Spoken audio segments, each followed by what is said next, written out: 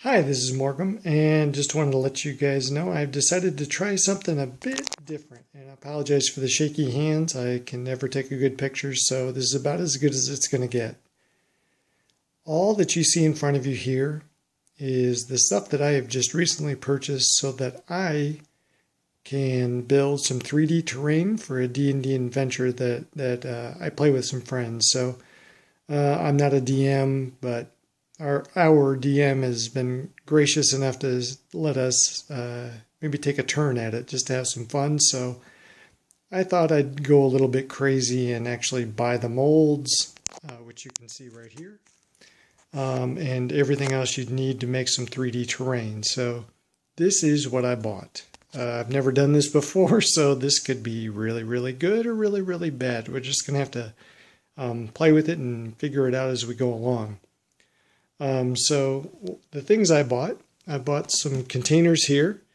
These are going to be for wet water, which is basically you take some water, put a couple drops of jet dry in it, and then what that does is it acts as a debubblizer or surfactant, whatever it's called, and that will help limit the amount of bubbles that are in the molds. I also bought a new putty knife, brand new one, so that this can be used for scraping the actual molds. I got some containers to store the actual Plaster of Paris mixture. I've decided I wanted to go with Merlin's Magic, but I think to get a 50-pound box of it shipped to me, it was going to be like $40 roughly for the product itself, and then like $40 or $50 to have it shipped because it's 50 pounds. So I decided to go a little bit different. I read online on the Hirst website in their forums that you can simulate dental stone using a 90 to 10 ratio, or 9 to 1 ratio, I guess, whatever it is, of plaster of Paris to a cement mixture. So what I found was there was a product from Home Depot, I believe it is, and it's called Cement All, and it has the actual there's some reinforcing fibers that it has in it, like it's almost like a fiberglass material or something, that acts as like a structural enhancer. So I'm going to go with that. So we're going to tweak the recipe, I imagine, a couple of times, but these are the bins I'm going to store my dry plaster agents in. I've got some Aleene's Tacky glue. I'm not sure if this is the exact one I want to use, but this is what we're going to start with. Here's the jet dry for the wet water, some plastic cups for mixing. Here's some stirring, just popsicle sticks, basically. I got two different kinds of, I'm in the shadow here. I got two different kinds of X-Acto knives. Never bought an X-Acto knife before. Not sure how much I'm not sure which one's going to be better or worse, but this is the $4 version. This is the $8 version. I figure, you know what, let's just buy two and we'll just see which one we like. I think the blue one has a bit of a rubberized thing, so it might be a little easier on the hands, but we'll see. Down here I've got a little cutting board. I'll use this as my kind of table protector for when I use the putty knife to scrape the molds. So this will kind of just be there just to kind of catch the runoff, and also will help me, give me some lines to kind of build the pieces and things like that. So let's pause. I'm going to unbox what I've got in here and the molds, and we'll get going. Okay, so I've started the unboxing here. I bought the Hirst molds So we're just going to pull them out one at a time, and I'll explain which ones I bought. So this is mold 701.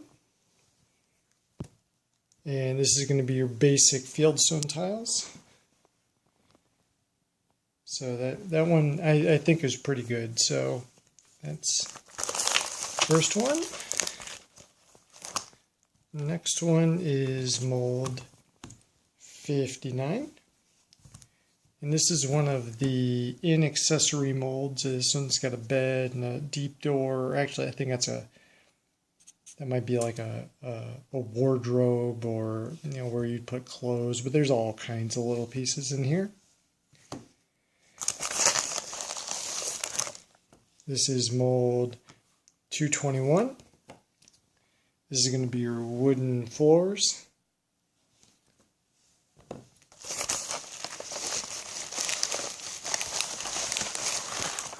This is mold 58. And this is another one of the in-accessory molds. See a little door here. I think there's a little barrel. Lots of little pieces here, benches and stuff. Bookshelves, I think, are right here.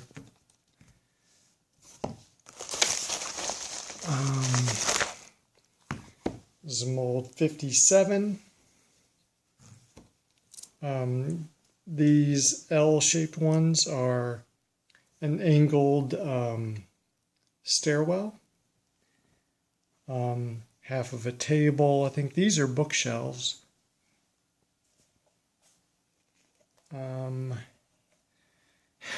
Honestly, I'm not sure exactly what all these pieces are. I've watched several YouTubers do videos on these, but they always, I mean, it's hard to tell from the actual molds themselves necessarily, like what you're really getting. And the last one I purchased, if I can get it out, is mold 75, which is the ruined cobblestone. So this will give me some pillars. I think there's some broken cobblestone flooring in here, like these two right here. Another one down here. So this should allow me to build some cobblestone flooring. And that is the unboxing of the Hirst Arts molds.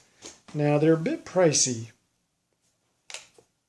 They're not cheap. They're about $30 per mold.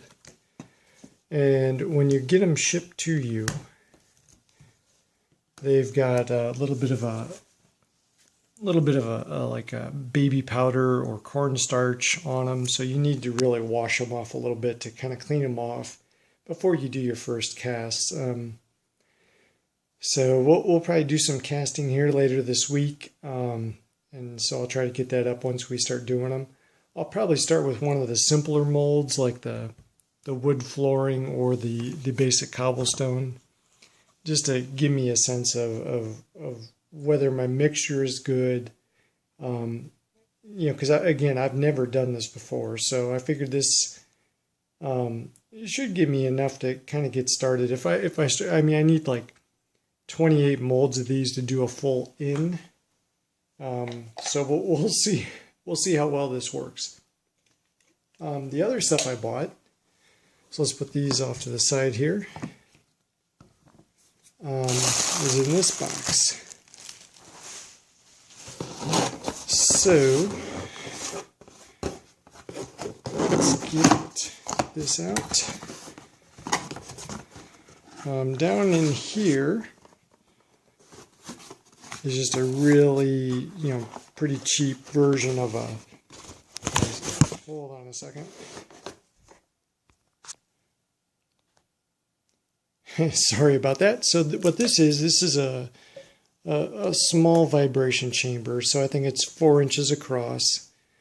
I'm not exactly sure.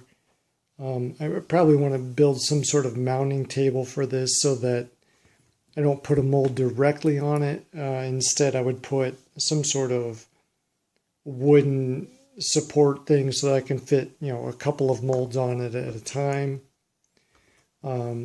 I think I've seen some of the other guys use, I think it's a toilet flange, a 4-inch toilet flange that you can set on top of it. That'll hold it a little bit more steady, more firm. But it's just again, it's just a cheap little vibration table. We'll just see. We'll have to see how well that works. I'm hoping I don't need to. This one was like $40. I'm hoping I don't need to go to the $200 ones because I think it's a little bit ridiculous. So, at least for what I'm doing, and I really only need it for the things that I think the floor tile mold and the fieldstone mold. I think those will be okay. I'm not too worried about bubbles on those. It's really, and even the ruined fieldstone, I don't think I'm going to have too much trouble with that one.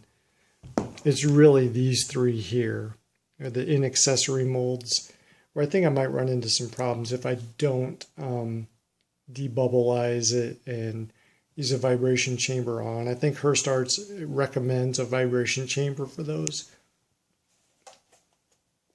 So we'll just have to we'll have to play this one out a little bit. That's why I'm going to start with these two molds here, just to give me a little bit of more practice before I have to worry about the vibration chamber at all. But that's the vibration chamber. Again, it's like $40. In here, and let me go ahead and pause it, and I'll open it up. All right, so in that smaller box, what I had was just a pretty cheap kitchen scale that I'll use. It's got a tare weight so that I can, measure things with a, plastic cup, so it doesn't measure the plastic cup weight. It just measures what's in the plastic cup. So I've got a tare weight scale. Again, it's a pretty cheap one. I think this one might have been $15, and I'll try to post what I purchased, what it costs, just to get you guys a little bit of information on what it costs to kind of start this from scratch, because I think that's something maybe that's been missing. I think a lot of people probably don't have the means to just go out and buy a bunch of crap like I did.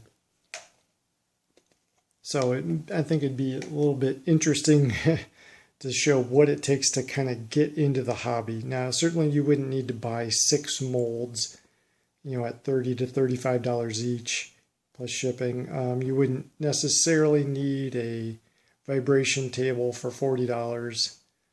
I think some of the other stuff is pretty necessary. I mean, you wouldn't necessarily need to get, some kind of, alignment mat. Or 2 X-Acto knives or anything like that, but there's some definite things here I think we're all going to learn from, and we'll just kind of have to play it by ear and get things started. Again, I'll probably start casting things later this week, and we'll just have to see how easy it is. We'll have to see if our mixing the Portland cement with the Plaster of Paris works well enough to give me the structural integrity I'm looking for.